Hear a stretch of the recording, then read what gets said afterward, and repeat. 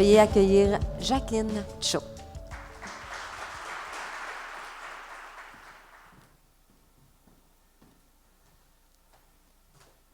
One out of 5 kids suffers from chronic pain syndrome, amplified musculoskeletal pain syndrome, and the variation of all these words are all synonyms for what is known as the F word.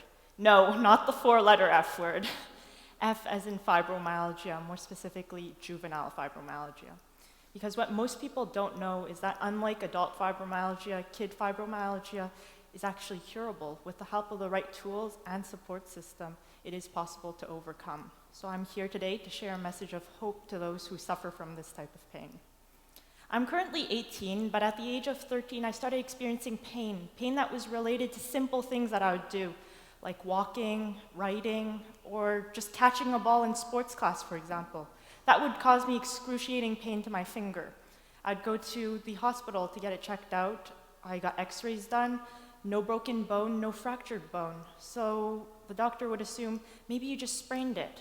I'd be told, buddy up your fingers for 2 weeks, and after those 2 weeks, you should feel no pain. But instead of feeling no pain, I felt more pain. And these injuries happened one after the next, and they got worse and worse, of course. It got so bad that people at the emergency of the hospital started recognizing me and my mom, and we started recognizing them. I don't know who in here could tell me that they recognize people at such a place, because if it were me, I wouldn't want to recognize these people, but it did happen.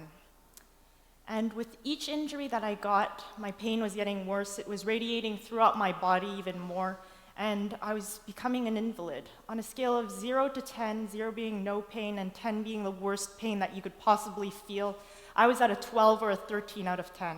So you could imagine how bad that pain was. I didn't know what was causing it. I was only 13, and all I could just hope for is for this pain to disappear. But of course it didn't, and I just didn't know why it was on me and not anyone else. From being such an active kid, doing every single sport possible, in just a few months, I became a girl who couldn't do anything. My mom needed to help me just to go to the washroom. That's how bad it got. And I was finally diagnosed with what is called amplified musculoskeletal pain syndrome at the Montreal Children's Hospital, where Dr. Angelmo and his amazing interdisciplinary team, along with the Shriners people, really helped me to understand, and they reassured me by telling me that they could help me. And that's all I needed by then, because I had been suffering for such a long time. I started with physio. With a physiotherapist, I learned how to regain some mobility, how to stretch, how to move. And at first I found that these exercises were so useless. I didn't know why I needed to do them. But after doing them for a few months, I saw some progress. I was able to walk again. Sure, I was walking like this, extremely stiff, not moving my knees or my ankles, and my brothers and my sisters would usually tell me that I looked like a robot. But to me, that was progress, and it was a step forward from where I was before. Along with that, I also had techniques like cold packs, hot packs, which really helped me. But I think one of them that was important was exercise. It was winter when she told me to start exercising, so I'd exercise just a bit, not too much. But when came time during the summer, my mom decided, you know what? Let's start a renovation project. Let's demolish our front porch and just rebuild it. And to some you'd think, that's such a stupid idea. But I loved renovations, so I was like, yeah, sure. And I remember Dr. Angelmo telling me at the beginning when I started seeing him, you have to fight through your pain. It sounded nice, but I had no clue what it meant. So I just kept it in the back of my mind and thought, you know what, it's something that I'll just remember. But as I was starting this renovation project, my pain was still excruciating, but I just wanted to help. I was lifting bags of gravel, bags of cement with no problem. And if you were to see me in the street doing all this, you wouldn't even realize that I was in pain. I went from having so much pain to being able to push through my pain to get to this place where I was pain-free. And this is where I realized that it wasn't how I was doing the exercise, it was how I could just start doing it and just be able to push through it and to keep doing consistent exercise and intense exercise. I always thought that pain equaled exercising and moving, so I'd always tell myself, don't move, try not to move too much to try to decrease my pain, but that was all wrong. When I realized that I had to push through my pain, that's when I started getting better. With the psychologist, I also learned techniques to help me alleviate some of my pain, like visualization, deep breathing, but I think the most important one to me was distraction. By then, I was going to school maybe once a week for a half day, and during that half day, teachers and my friends would come up to me and ask me, "Where have you been for such a long time?" And my only response was, I'm in pain. And they didn't believe me. Why would they? Pain is an invisible illness, and due to the invisibility, there's no signs. On top of that, I was able to distract myself so well from my pain, so no one would ever know that I was feeling anything. And it got even worse. A teacher even came up to me one day and said, "Could I please speak to your doctor? I don't think that you're in pain. I think that you're lying to me." And that really got me mad because I'm one girl who suffers from chronic pain, and there are so many other kids out there who suffer from chronic pain and who are going to be told that they're lying for something that is invisible and that they can't help. With the psychologist, I also needed to find out what was causing my pain.